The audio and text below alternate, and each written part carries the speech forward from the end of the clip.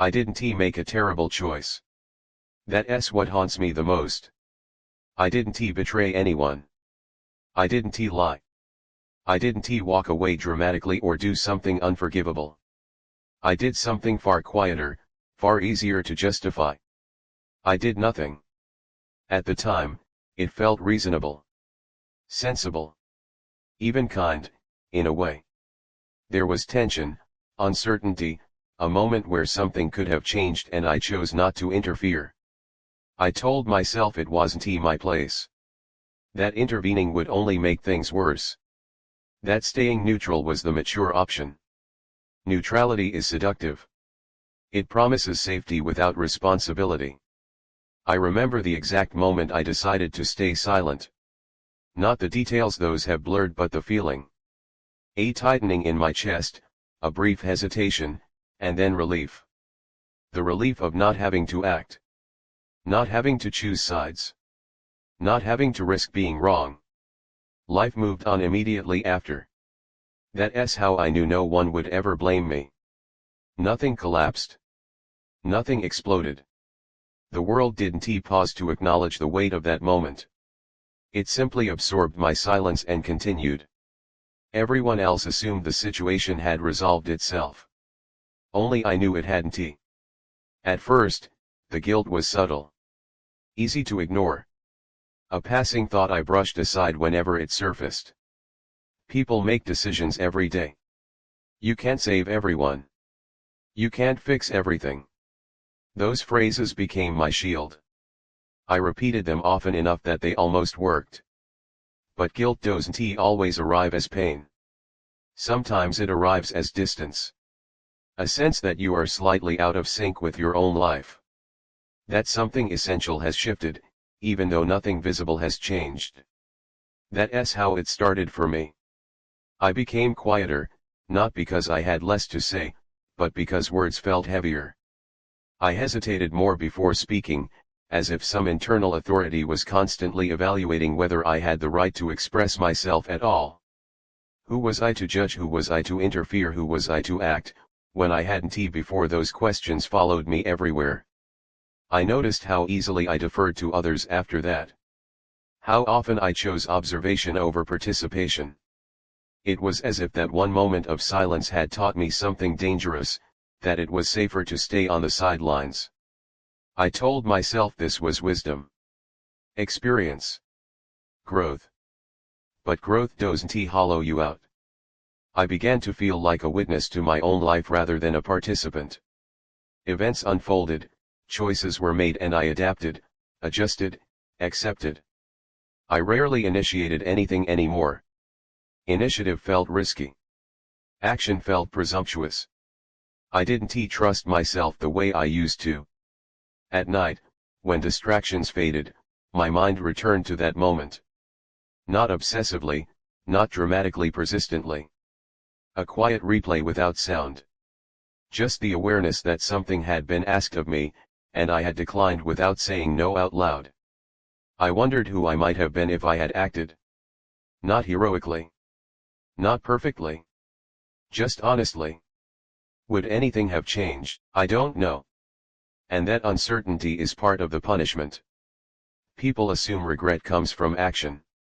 From choices that go wrong. But the kind of regret that grows from inaction is harder to locate. There's no clear mistake to point at. No single event to apologize for. Just a lingering sense of moral debt with no obvious creditor. I started questioning my own character. Not in a dramatic way. Quietly. Incrementally. Was I cautious or cowardly, thoughtful or avoidant, ethical or simply unwilling to accept responsibility for outcomes I couldn't control? The answers never settled. What I know is this: after that day, something in me closed slightly. Like a door left ajar but never fully opened again. I became more careful with my opinions, more distant in moments that required conviction. People described me as calm, balanced, rational. Inside, I felt muted. I didn't talk about this to anyone. How could I? Explaining it would require admitting that I was haunted not by what I had done, but by what I had chosen not to do.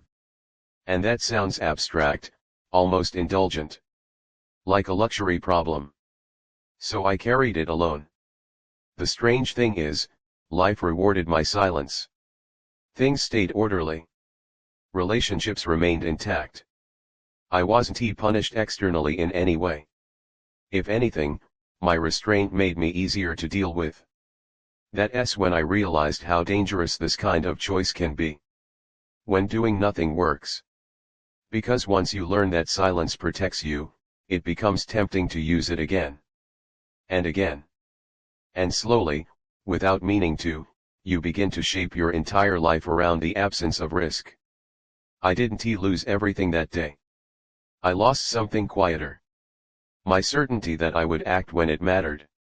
And that loss followed me, shaping every choice that came after, whether I acknowledged it or not. After that moment, my life didn't change in any obvious way. That's how the poison worked. I kept the same routines. I spoke to the same people. I showed up to the same places and fulfilled the same roles. From the outside, I looked unchanged, if anything, calmer. More composed. People trusted me with responsibility, with secrets, with decisions that required balance. They didn't know that balance had become my hiding place. The guilt didn't arrive all at once. It seeped into ordinary moments, disguising itself as caution. I started hesitating where I hadn't before. Not because I lacked opinions, but because I distrusted the impulse to act. Action had consequences. Inaction, I had learned, often didn't. So I delayed. I observed. I waited for clarity that never came. I noticed how often I framed my life as something happening to me rather than by me. Circumstances. Timing. Other people's needs. These became convenient explanations for my passivity. They were true enough to be convincing and vague enough to absolve me of responsibility. But internally, something began to fracture. I became hyper-aware of moral situations, not the dramatic kind, the everyday ones. Small moments where someone hesitated, where a choice was being quietly shaped by silence. I would feel a familiar tightening in my chest, a recognition. And every time, the same calculation followed: is this my place? Will speaking help? What if I make it worse? Most of the time, I stayed quiet. Each silence reinforced the last. The worst part was how justified it felt. I wasn't being malicious. I wasn't indifferent. I cared deeply, just not enough to risk myself. I told myself that restraint was wisdom, that involvement was arrogance, that neutrality was ethical. But ethics without courage is just comfort wearing a mask. I started sleeping poorly. Not because of nightmares, but because my mind wouldn't rest. It circled the same question in different forms: when does caution become complicity? There was no clear answer, and that ambiguity exhausted me. During the day, I felt oddly detached from my own reactions. I would witness something that should provoke a response: anger, defense, intervention, and feel only a dull echo. It was as if my emotional reflexes had slowed down, waiting for permission that never arrived. I told myself this was maturity. I stopped believing that. The first real sign of breakdown came as numbness, not chaos. My days flattened. I stopped anticipating anything. Even good news landed softly, like it belonged to someone else. I was present but uninvested, careful but uninspired. People began to describe me as steady. That word followed me everywhere. I smiled when I heard it, even as something inside me recoiled.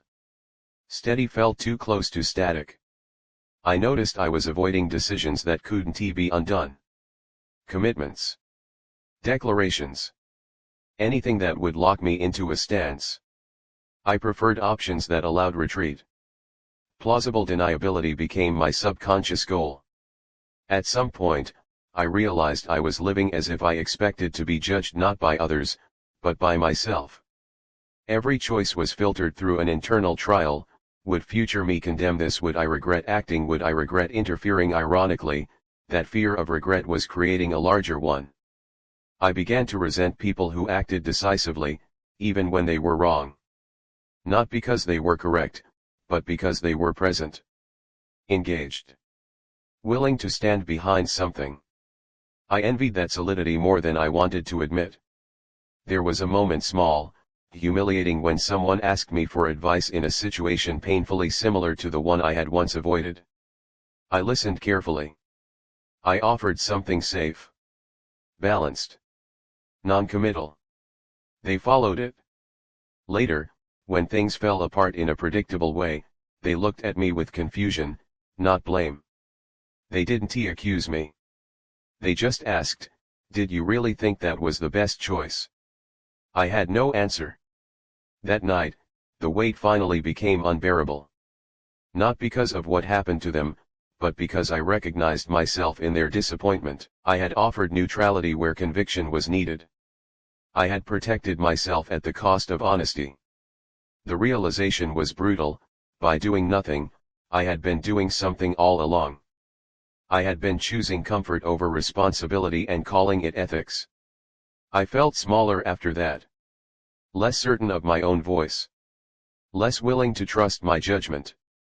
My silence had eroded my confidence to the point where I no longer believed I could act wisely even if I tried. That's how inaction punishes you. It doesn't explode your life. It hollows it out until you no longer recognize yourself as someone capable of choice. I started to wonder whether it was too late. Whether that one moment had set a pattern I couldn't undo. Whether I had trained myself so thoroughly to avoid risk that courage was no longer accessible to me. That fear followed me everywhere. I was still functioning. Still reliable. Still outwardly composed. But inside, something had collapsed quietly, my belief that I would rise to the moment when it mattered. And the most terrifying thought of all was this: what if that moment comes again and I do nothing?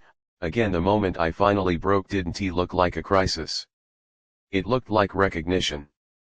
I was standing in the middle of an ordinary day when I realized that my fear was no longer about doing the wrong thing. It was about being revealed as someone who never did anything at all. Someone who watched, calculated, hesitated, and let life pass by in the space between questions. That realization stripped away the last excuse I had left. I had told myself that inaction was temporary. That I was waiting for the right moment, the right certainty, the right moral clarity.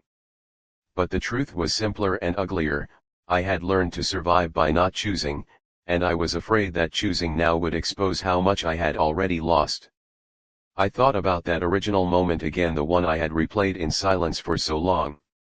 I finally allowed myself to see it clearly, without defense. I saw the hesitation. The relief. The quiet decision to step back and let things unfold without me. And I understood something I hadn't before. What haunted me wasn't the outcome. It was the self I had become in that moment. A person who valued being untouched over being truthful. A person who believed that avoiding harm meant avoiding responsibility. A person who mistook distance for integrity. Once I saw that, the pattern snapped into focus. Every careful choice afterward. Every delayed decision. Every neutral response that protected me while costing something intangible but essential. I hadn't been preserving my morals. I had been preserving my comfort. The realization didn't make me brave. It made me deeply uncomfortable in my own skin. For the first time in years, silence no longer felt safe. It felt dishonest. And that was new. I didn't get a chance to fix the past. That opportunity was gone.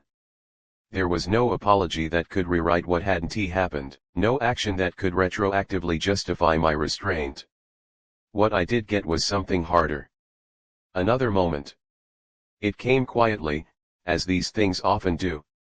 A situation unfolding in front of me that carried the same familiar tension: uncertainty, consequence, the risk of being wrong. I felt the old reflex rise immediately: step back, observe, wait. But this time, something stopped me. Not courage. Responsibility. Real responsibility, the kind that doesn't hide behind neutrality. I felt my heart race. My mouth went dry. I knew that speaking might change things in ways I couldn't control. I knew I might be misunderstood. I knew I could fail. And for the first time in a long while, I acted anyway. I didn't speak perfectly. I didn't have all the answers. I said what I saw. What I believed. What I was willing to stand behind, even if it turned out to be wrong. My voice shook. I hated that it did. But I didn't go silent. The aftermath wasn't dramatic. No applause. No instant redemption. Some things improved. Some didn't. Some consequences landed in ways I hadn't anticipated. But something inside me shifted permanently. For the first time since that original moment, I recognized myself again, not as someone wise or righteous, but as someone present. Someone willing to be implicated in the world rather than protected from it. The guilt didn't disappear. It softened. It changed shape. It stopped accusing me and started instructing me. It became a reminder rather than a sentence. I understood then that moral failure isn't always about choosing wrong. Sometimes it's about refusing to choose at all. About believing that staying clean matters more than staying human. If you're listening to this because you carry a similar silence, a moment you justified, a choice you avoided, a line you didn't cross, I want to tell you that action would have fixed everything.